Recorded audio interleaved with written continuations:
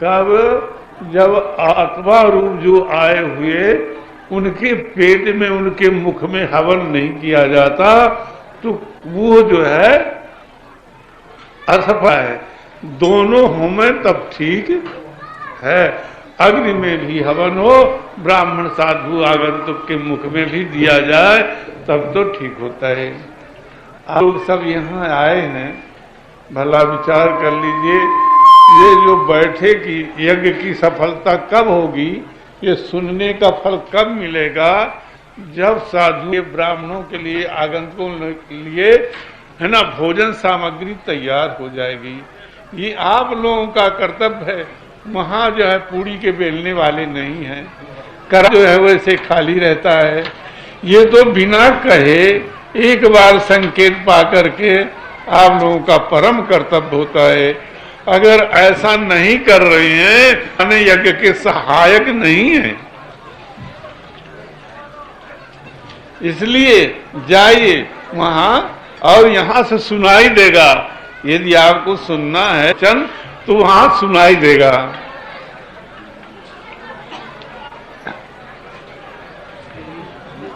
राम जी महाराज की जय, श्री हनुमान महाराज की जय, सब संत भगवान की जय। राम पाहि माम सीता राम पाहि माम, राम पाहि माम सीता राम पाहि माम, राम पाहि माम सीता राम पाहि माम। ओ राम पाहि माम सीता राम पाहि माम, राम पाहि माम सीता राम पाहि माम, राम पाहि माम सीता राम पाहि माम। ओ राम पाहि माम सीता राम पाहि माम, ओ राम पाहि माम सीता राम पाहि माम, ओ राम पाहि माम सीता राम पाहि माम, राम पाहि माम सीता राम पाहि माम, राम पाहि माम सीता राम पाहि माम, राम पाहि माम सीता राम पाहि माम, राम पाहि माम सीता राम पाहि माम। श्री सीताराम जी महाराज की जय, श्री हनुमान जी महाराज की जय, सब संत भगवान की जय। जय सीताराम। भैया प्रबंध करता लोग, ये बालक भगवान इधर बहुत हल्ला कर रहे हैं, सबको खड़े हो जाना चाहिए जहां तहां, जिससे कि शोर न हो। अगर शोर होगा तो आप लोगों के पल्ले कुछ नहीं पड़ेगा।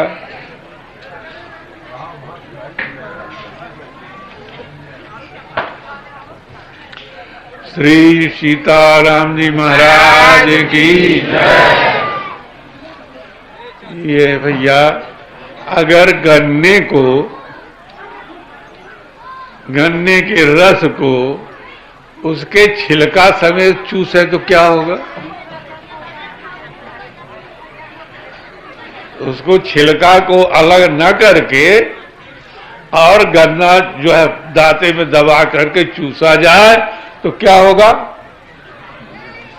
दांत टूट जाएंगे, गाल फट जाएगा, जीभ कट जाएगी और व्यथा हो जाएगी, तो न जाने जीते हैं उस रोग से न मर जाते हैं। इसलिए गन्ने के छिलके को उतार देना और चूसना। अगर उस रस में कोई दूसरी चीज आ गई हो तो उसको फेंक देना। जैसे चूसते हैं, जब रस को चूसते हैं तो गन्ना ऊपर का छिलका भी अलग कर दिए, तो कहा जाता है उसको क्या कहते हैं, छोइया जो है कहा होता है उसको,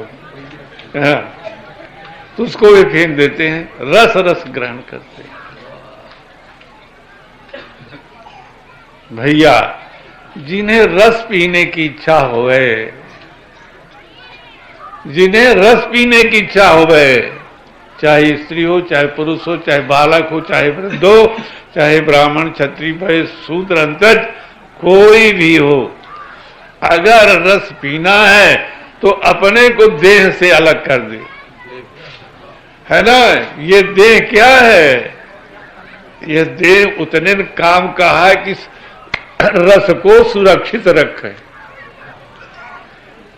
छिलके का प्रयोजन क्या है, सुरक्षित रखे और रस की वृद्धि हो है, इतना ही प्रयोजन है उसका, है ना। देह का प्रयोजन मात्र भगवत प्राप्ति और देह के द्वारा, साधन के द्वारा, भजन के द्वारा रस में वृद्धि हो गए, इतना ही प्रयोजन है देह का। बाकी जैसे वो छिलका बेकार, ऐसे ये देह मल मूत्र से भरी हुई हाड़ चाम से युक्त है ना, दुर्गंधित, इसके द्वार से नव द्वार हैं, उनसे सबसे मल निकलता है, सब गंदा, है ना। चंदन लगा ले, इतना सुगंधित देह में लगा ले तो फिर वो चंदनव जो है गंध आने लगता है। इस देह के संसर्ग से अच्छे कपड़े गंध आने लगते हैं, देह का स्पर्श से सब दुर्गंधित हो जाते हैं। तो भैया देह का स्पर्श न करो, नहीं दुर्गंधित हो जाओगे। देह का स्पर्श न करो, दुर्गंधित हो जाओगे। तुम देह नहीं हो, तुम वो हो जैसे कि गन्ने का रस, वो रसस्वरूप हो, वो आत्मा रसस्वरूप है। रस के अतिरिक्त वो आत्मा कुछ भी नहीं है, तुम कुछ भी नहीं हो, है ना, रसस्वरूप हो। पर उस रस का स्वाद कब मिलेगा, जब देह से अलग हो जाओगे। बुद्धि में यह बैठ जाए अच्छी तरह से कि ये देह अलग है और हम अलग हैं, छिलका अलग है और रस अलग है। बादाम के ऊपरी आवरण वो जो है अलग है और मीगी अलग है, समझ गए। तो इस प्रकार से जब ये समझ में आ जाए तब साधन शुरू होता है। भैया क्या रस पाने को इच्छा नहीं होती है? हमारे अधिकारी जी से पूछिए तो रस के बड़े गन्ना के प्रेमी हैं, बहुत गन्ना के प्रेमी है ना, पर छिलका को अलग करके ही पाते हैं। अधिकारी हैं इसलिए, किसके?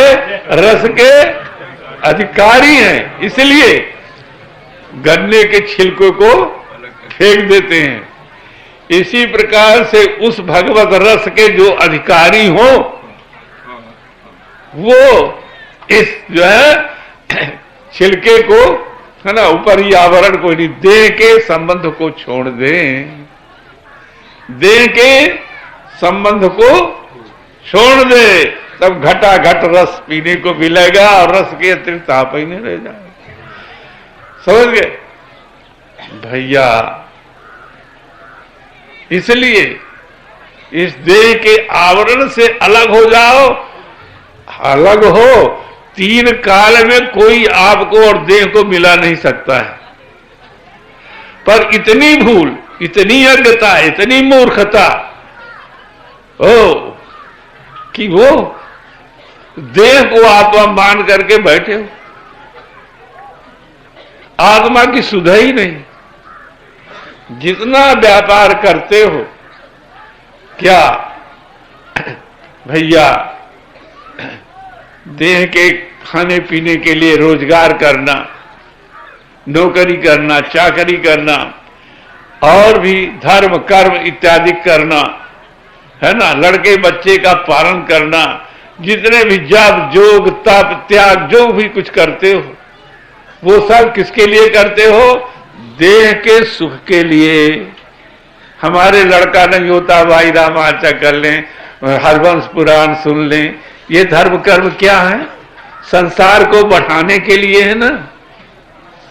हमारे रोग हैं, हम कुछ भाई ऐसा अनुष्ठान करें जिससे रोग दूर हो जाए, तो किसके लिए है? देह बढ़ाने के लिए है। खूब भोग सामग्री हमारे इकट्ठा हो जाएगी। जितना व्यापार करते हैं ब्रह्मलोक तक के सुख के लिए या स्वर्ग सुख के लिए, तो सब क्या करते हैं? ये देह में स्थित है और सारा व्यापार आप देह के ही लिए कर रहे हैं, है ना।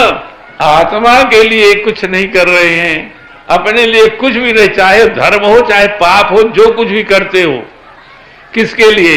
इंद्र इंद्रासन में है तो किसके लिए करता है? अपने देह के लिए। समझ गए? तो बड़े से बड़े पद में लोग क्या करते हैं?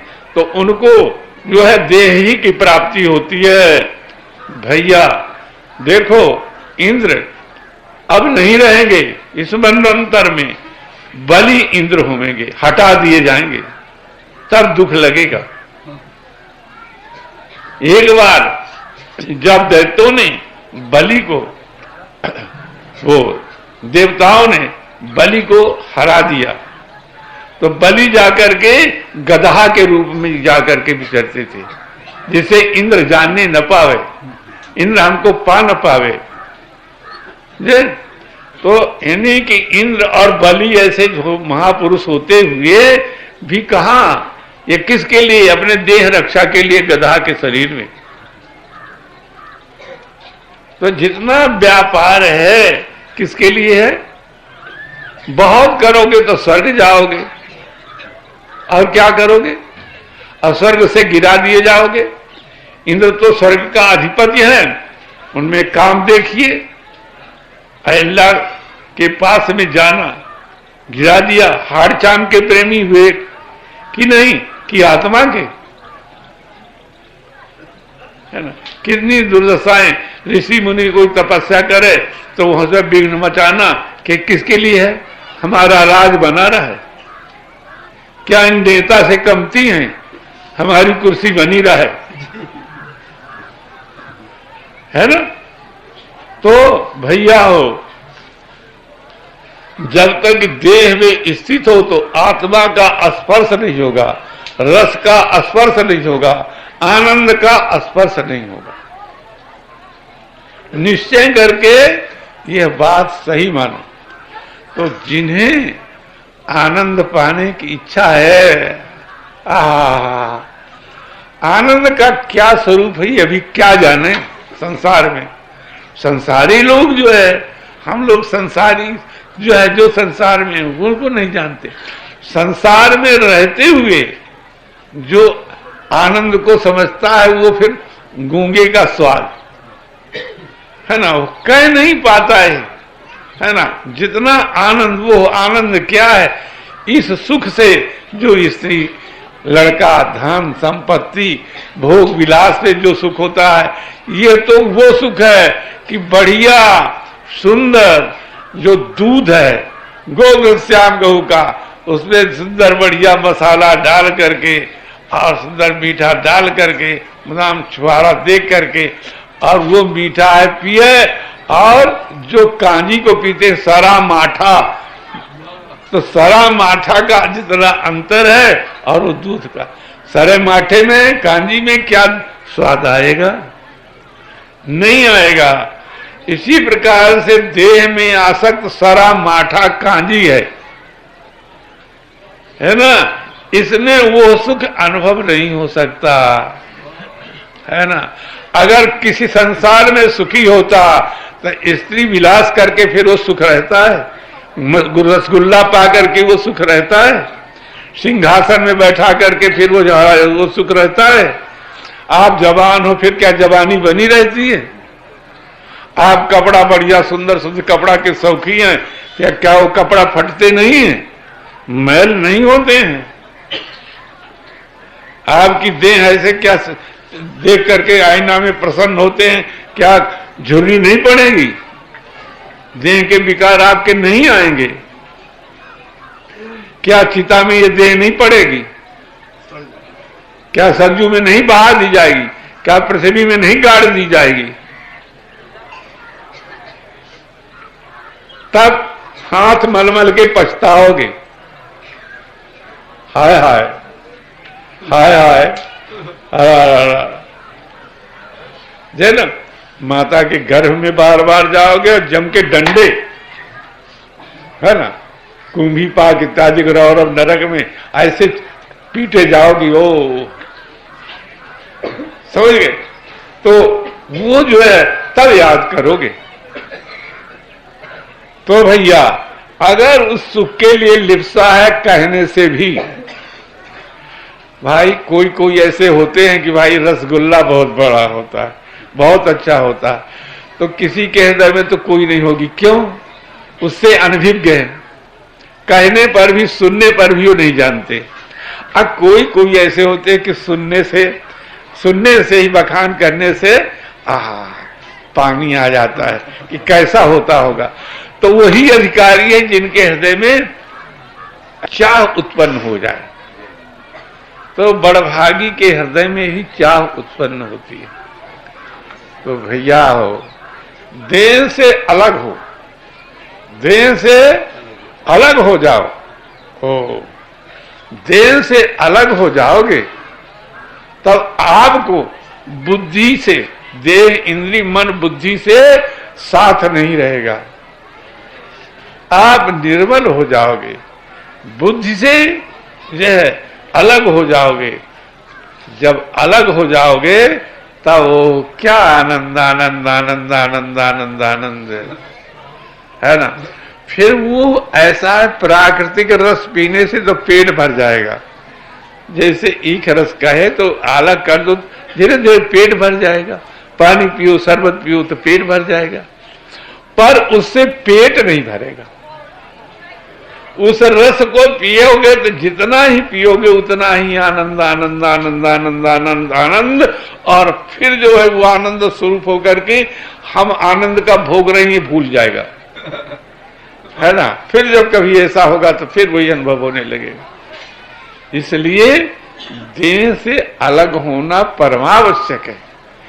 देह से अलग होना परमावश्यक है। जिन्हें कल्याण की कामना है, सुख की इच्छा है, ओ जो है तो रसंगेवायम लब्धा आनंदी भवति, आनंद होता है। इसलिए देह से अलग होना बहुत जरूरी है।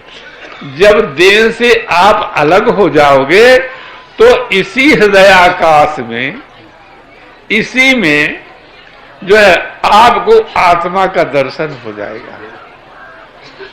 ये और जब आत्मा का दर्शन हो जाएगा तो वही ज्ञानात्म दर्शन से हो जाएगा कि परब्रह्म, वही जो है परब्रह्म परमात्मा अपने हृदयाकाश में उपस्थित है।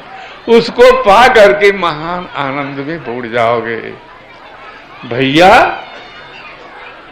फिर समझ में आएगा, जैसे अंतः सूर्य जो होता है, जिन पर प्रभु की कृपा थोड़ा साधन है, तो अंतः सूर्य जिसे कहते हैं, क्या सुषुम्ना नाड़ी में जो प्रकाश होता है सूर्यवत होता है, इससे भी ज्यादा होता है। जब उसको देख लोगे तो बाहर वही प्रकाश सूर्य और भीतर भी वही सूर्य। आंख खोलते हैं तो दिखाई देता है, और वही सूर्य आंख मूंद लेते हैं तो यहां प्रकाश मूर्धना ज्योति भी दिखाई देता। तो बाहर वही और भीतर वही। जब ऐसा ज्ञान होगा तो वही हृदय में आनंद ब्रह्म हो और वही बाहर। आपकी दृष्टि का चश्मा बदल जाएगा। तो आप आनंद आनंद आनंद आनंद आनंद बन गए। केवल कहने की बात नहीं, आप लोग रामायण कहते हैं, सुतीक्षण जी देखने के लिए चले, किनको? परमात्मा राम जी महाराज आए तो गाते बीते नाचते चले दर्शन करने के लिए।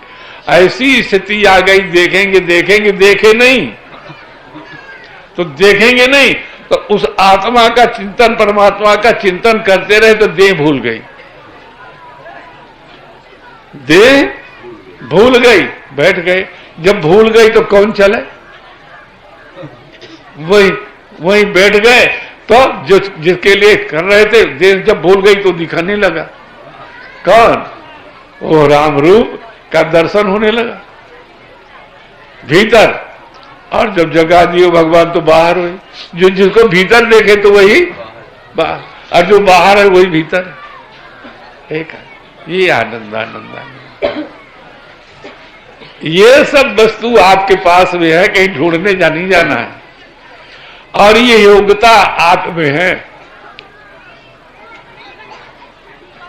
ये योग्यता आप में है, पर आप भूल गए हैं।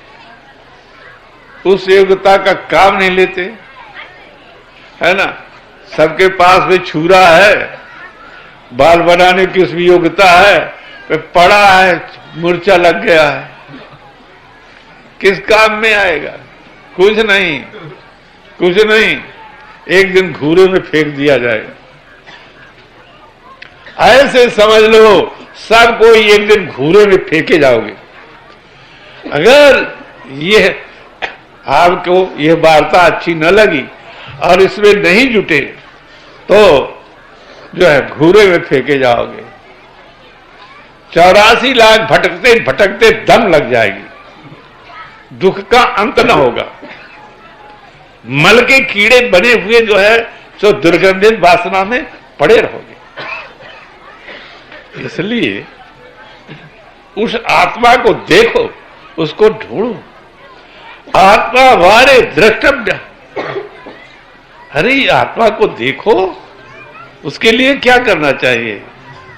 श्रोतव्य, सुनो पहले उसको सदगुरुओं से। अब जो सुने हो उसको अन्वेषितव्य, मंतव्य, इत्यादि करो तो वो मिल जाएगा। नाच उठोगे कि मैंने पा गया, आहा मिल गया मिल गया मिल गया मिल गया। तो को है मैं कहां नहीं सूझा, कैसे आया?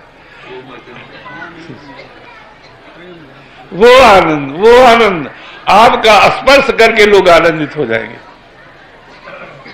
वो आनंद भैया, इस आनंद की लालच नहीं लगती।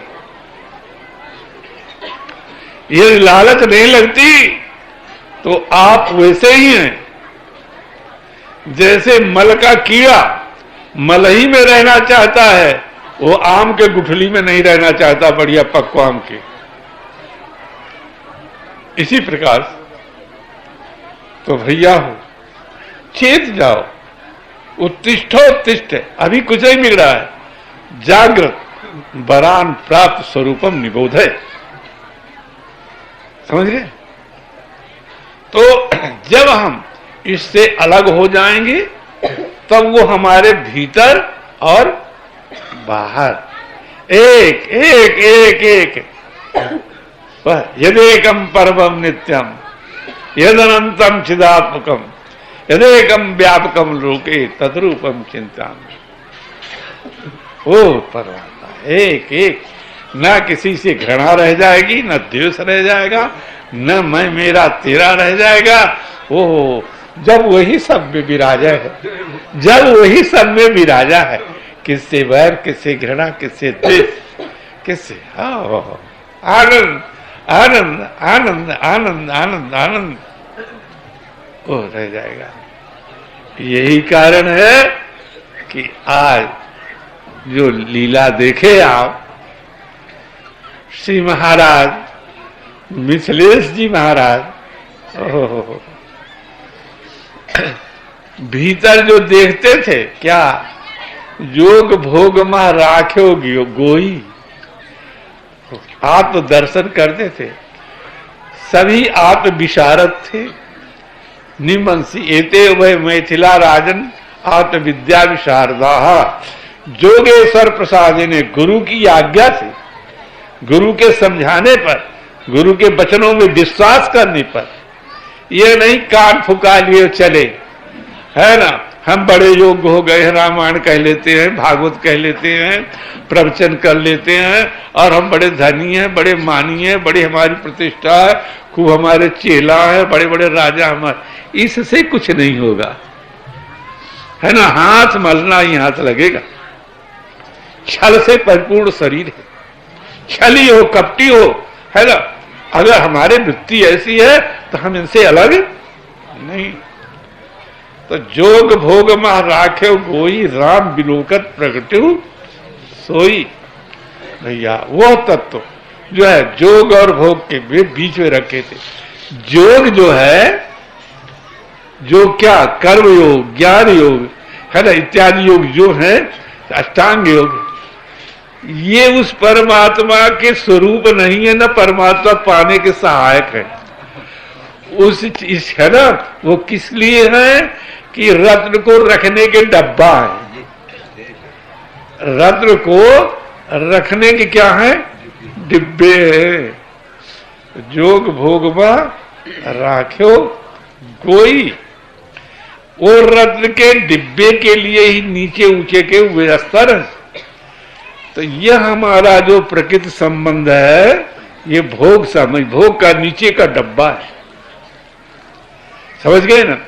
इस भोग सामग्री को, भोग के साधन को किस लिए, जैसे वो डब्बा का नीचे भाग किस लिए है, रत्न के रखने के लिए, ऐसा ये प्राकृत जगत, देह, इंद्रिय और मन बुद्धि किस लिए है, उस राम रूपी रत्न को रखने के लिए।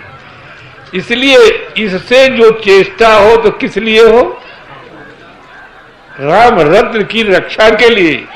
यह नहीं कि विलासी जीवन व्यतीत करने के लिए, मेमोरी में आसक्त होने के लिए, है ना, हाय हाय करने के लिए नहीं।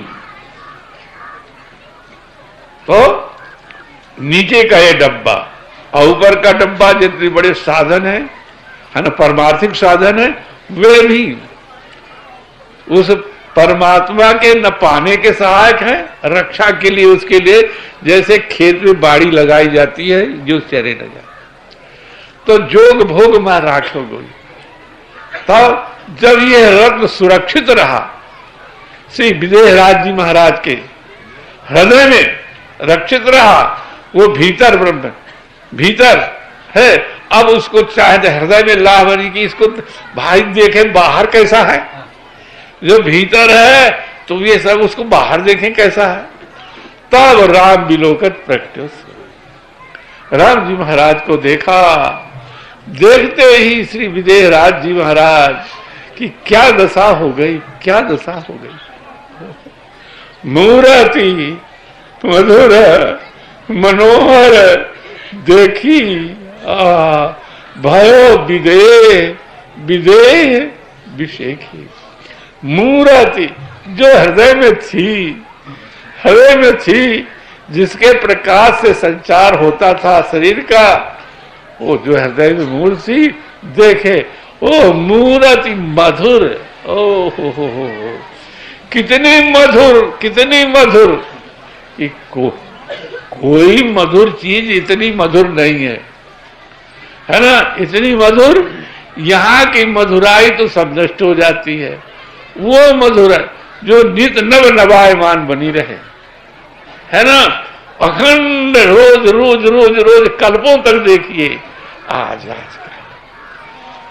तो मूर्त मधुर मनोहर। यद्यपि विदेहराज के पास में मन संसार में नहीं था, पर हम सबको समझाने के लिए कि कैसे देखा, मनोहर अर्थात ज्ञान, वैराग्य, है ना, इत्यादि जो होते हैं, तो इनसे भी मन हट जाए। ज्ञान वैराग्य में जो आसक्त है, ज्ञान वैराग्य स्वरूप हो गया है ना, वो मन संसारी नहीं रह गया, तो वो मन भी उनसे हट करके और कहा तो मनोहर मूर्ति मधुर। कल्पना करिए कि वो अगर मूर्ति आ जाए, कैसे सुंदर वो मूर्ति है। हाँ, देखें तो सही, कैसे कारे कारे कुछ केस यहाँ पर घुघरारे लगे हुए, अब उनमें जो है सुंदर सुंदर टोपी जड़ाऊदार लगी हुई है, ओ चम चम चम चम कर रही है।